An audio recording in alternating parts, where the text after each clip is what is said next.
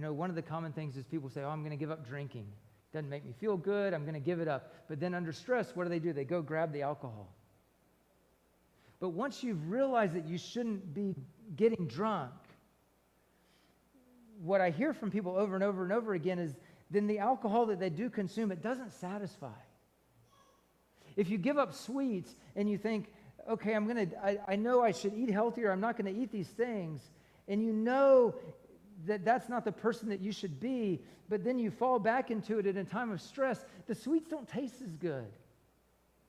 If you make a commitment that I'm going to stand up to the bully and I'm going to stand up for those who can't stand up for themselves because I know that that's the kind of person that I want to be. I know it's the kind of person that God calls me to be. But then in a time of stress, you go hide or you don't do what you should do.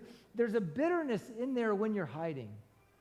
Because at this point, you know who you should be. And I think that's what it means when it says their nets were empty. It says they fished all night. These are professional fishermen. But the nets were empty.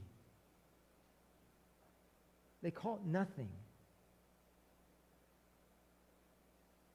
They had returned to fishing, but it was fruitless, if you will.